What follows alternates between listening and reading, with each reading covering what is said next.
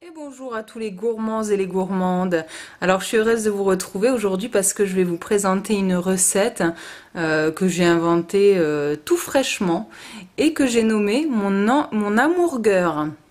Allez, on est parti. Alors pour la première étape, j'ai ici mis 3 cuillères à soupe de graines de lin. Donc je vais le moudre au blender et je le remettrai dans son récipient. Je vais faire pareil avec les graines de tournesol. Donc là, c'est pareil. Il y a 3 cuillères à soupe de graines de tournesol. Je vais le moudre et le remettre dans son récipient. Et nous avons ici des graines de chia. Donc je vais mettre l'équivalent d'une cuillère à soupe et demie.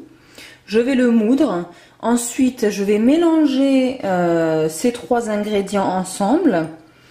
Et je vais y rajouter la moitié d'une cuillère à café de poivre et une bonne cuillère à café en entier de céleri, voilà, en poudre.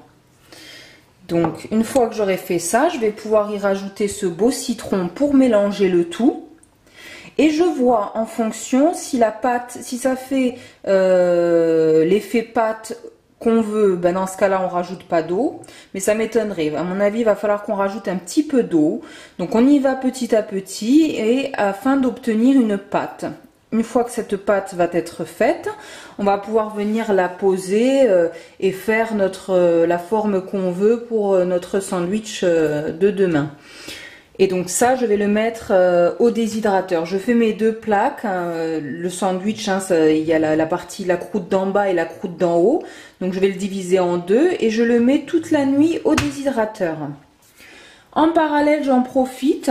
Je mets mes noix, une bonne poignée de noix de cajou dans de l'eau que je laisse revenir toute la nuit. Voilà, étant donné qu'il y a la plaque de Daisy aussi qui va tourner toute la nuit, hop, on fait ça en parallèle. Et donc là, nous avons la première étape du sandwich.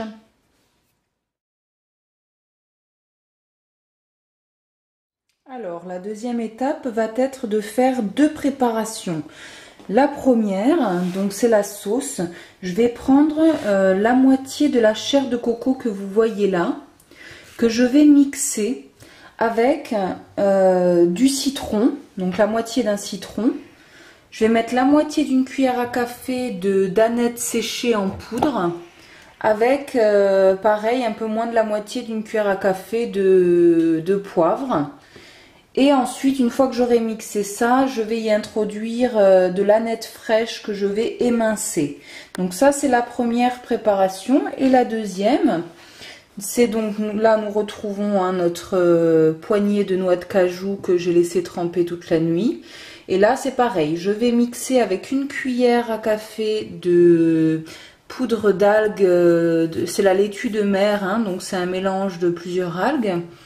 Et la moitié d'une cuillère à café de gomaggio. Et donc voilà, je vais mixer le tout. Ah, j'allais oublier le plus important, un petit bout de betterave. Voilà, une fine lamelle de betterave.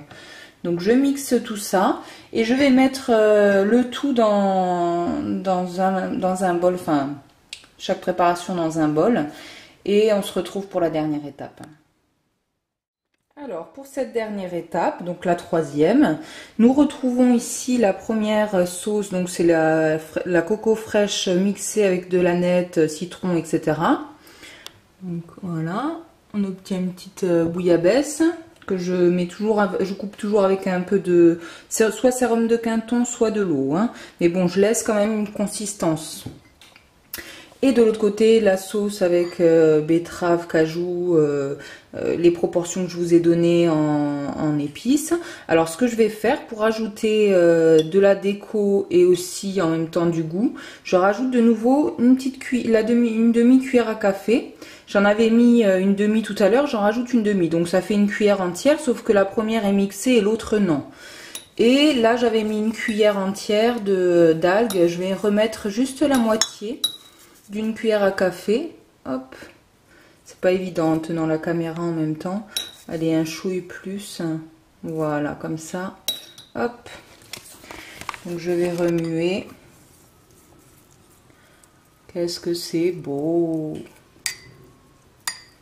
Et bon en plus. Voilà. Et donc ensuite, nous avons ici nos deux petits pains là qu'on déshydraté toute la nuit, hein, vous voyez, assez épais, délicieux. Hop, la deuxième. Et donc nous allons pouvoir faire l'hamburger. Alors je vais y mettre 2 petites feuilles de salade, vous voyez, 2 petites tranches de tomates. Pareil pour l'oignon, mais alors vous voyez, j'ai coupé vraiment très finement l'oignon. Hop, faut que ce soit raffiné. Voilà, c'est très fin. 2 petites tranches.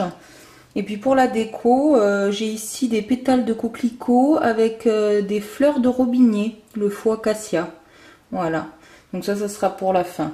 Donc je vais mettre tout ça en place. Et à côté, je vais venir avec une petite salade rafraîchissante et une sauce que j'ai déjà préparée de hier.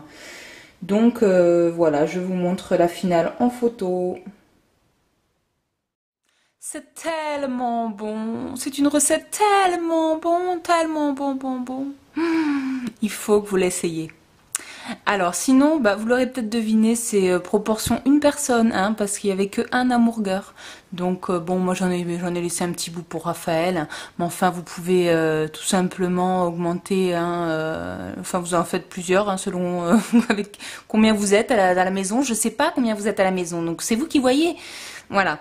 Sinon, je voulais juste dire pour ceux qui n'ont pas trop de soucis avec l'oignon, vu que ça se marie très bien avec, hein, faut le dire quand même, bah, une petite tranche ou deux de plus, ça fera pas de mal, hein, ça sera juste très très bon.